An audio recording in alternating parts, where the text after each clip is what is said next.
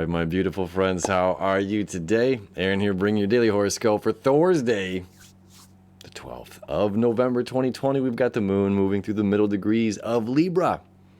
The balance. It's all about the balance in Libra, right?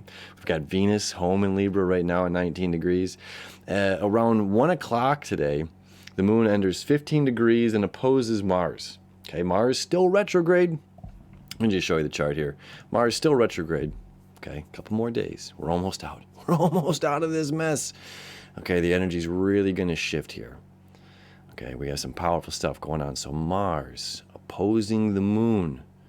You know, this happens all the time, but this is the last time this is going to happen for a very long time, where the moon is being pulled an emotional need to focus on the other, while Mars is the sleeping giant here of our personal planets. Again, Mars retrograde, the sleeping planet, right? Mars is our planet of action moving forward. It's about self, self, self. And what does self need? With all of this energy being pulled over, okay, here in Libra, all right, the moon, this is emotional need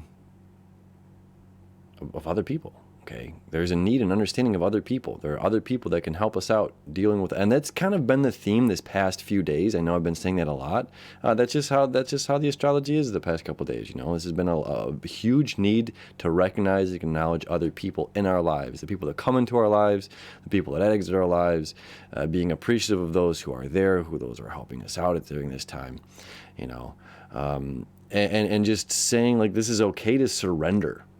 Okay, that's like one of the biggest things that's going on here with Venus being in this helpful, romantic place of being with the other, the moon saying our emotional need, acknowledging of the other, with Mars being retrograde. Again, it's saying a little bit less about just about self. Like, I'm not facing this world alone. I'm not facing these problems alone. I can turn and help, ask someone for help. And not feeling that like that it is that just that that's that it's us versus the whole world, you know. We have a lot of this energy saying like, no, again, this is like other people or can help you out during this time. All you have to do is open up and ask, you know. And it's us working through our ego aspect of our shadow, where we say that I don't want to ask for help, or I don't want to ask for forgiveness, or I don't want to offer forgiveness, or I don't want to offer unconditionalness. There's a reason that I'm holding on and harboring an emotion or a feeling that I'm justifying.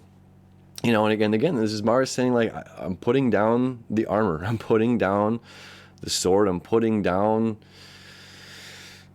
the war materials. I'm going to make love. Right? The moon and Venus. This is our emotional need and our loves and wants, desires in a place that's very romantic, very, very seeing the balance of other people. You know, bringing other people into our lives, asking for help, saying surrendering. That's what we do. When the moon comes up, we surrender. Right? The moon comes up. Sun comes up, it's serotonin. Sun up, serotonin is what our brain chemicals, right? The moon comes up, we get melatonin, we mellow out. We surrender to the power of the moon. We surrender. And there's a point where we can't keep on fighting. The let go, the release overwhelms us. You know, we surrender our objective working mind, and we stop processing. We enter rest mode. You know, so with both Venus and the moon, this is about love and desires and all of these wonderful things that are ooey gooey. And we have combativeness on the other side. This is saying surrender. Just surrender to love, surrender to the flow, surrender, let go, right? And then not only do we have this lovely sense of surrender, you know, later on, the moon does meet up with Venus here. This is a very powerful combination. Happens every month, but it's special when Venus is home in Libra. Okay, this is just an extra special ooey gooey day to appreciate other people.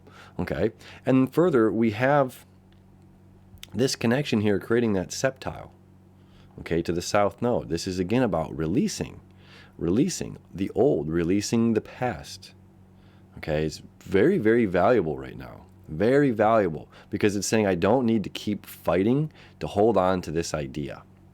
You know, that's why we got that trine going on right now. I don't have to keep on fighting. You know, I'm allowed to put down the armor. I'm allowed, you know, It's like fight or flight mode, in psychology, it's like a lack of oxygen in the brain. Okay, just by breathing. Your breath is your medicine, but just by breathing, a lack of oxygen in the brain, we think we're in fight or flight mode. We're surrounded by a pack of wolves, although there's just like these are people, friends, family members that are offering us help or just peace or, hey, how are you doing? But if we're not in that state of a balanced mind and body, we don't see friends and family, we see foe. And we have a sense that there is an argument or a fight or an anticipation that there's a combativeness, that I need to be ready. I need to be ready for that combativeness. All of this energy is stating there's no need to be combative. There's no need to get ready for the fight. There's no need to get ready for the fallout. There's no need to get ready for a preparation of self or what happens when we hit this point of an argument. And it's just like, no. Those tools for war are not needed for this. This is about love. Different set of tools, right?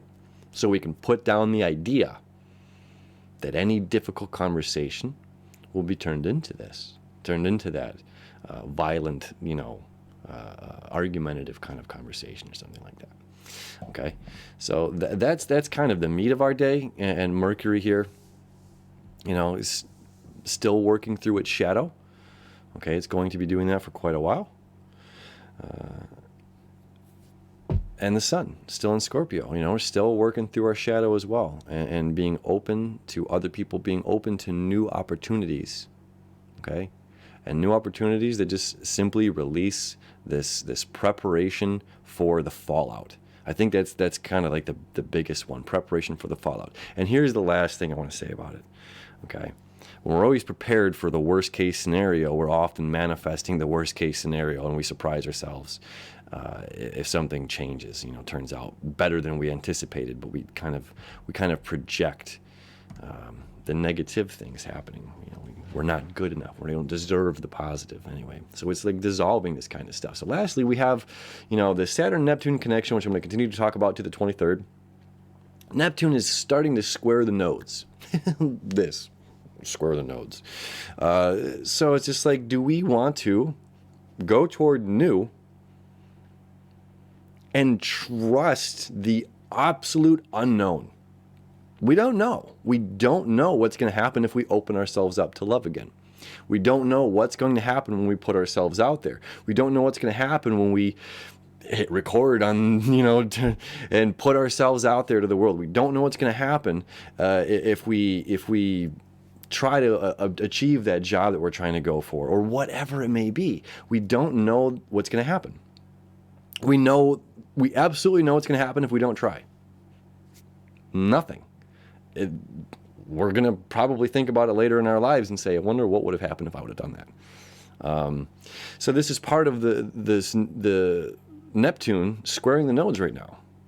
Okay, we want to manifest, we want to make our dreams real. And a thought is a frequency, and these frequencies are vibrations. This vibration determines our perspective of the world. And it's up to us to change our vibration. We talked about this when the moon was back in Leo here. We can change our vibration. We have this, Leo moon connecting with Saturn, and it's just like, it's up to us. We have the strength and power and the ability. Now it's about balancing and about love and joy and beauty. So it's like we want to add this joy and love and beauty into our lives, and we want to move forward in these directions. So am I so focused and fixated on what was in the past that I'm not being open to the new possibilities of the future?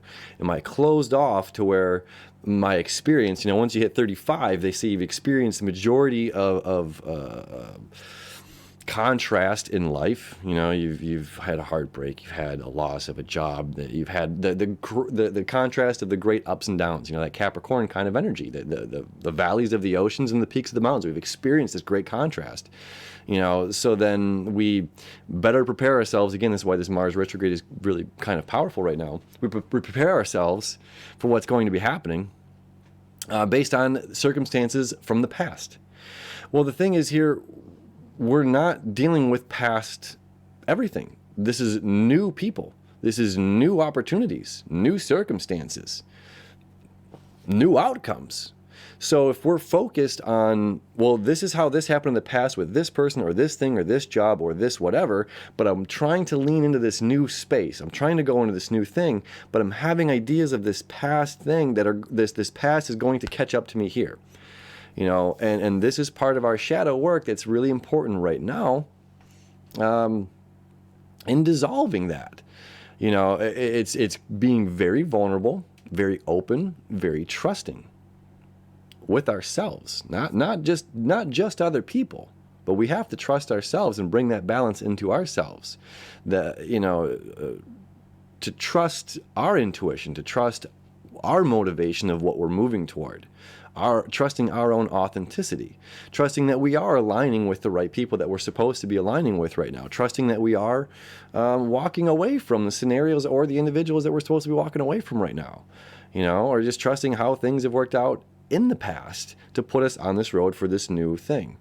You know, so there is a lot of balance going on that we're sifting through, that's saying, you know, do these concepts that helped get me here now, do they serve where I want to go for this new thing? Or do these concepts that helped get me here now are preventing me from fully moving forward to where I want to get going? You know, and there's no right or wrong answer there. That's completely up to you and where you're going and how you want to get there. And, you know, the sky is the limit in this sense, you know. What do we want to achieve?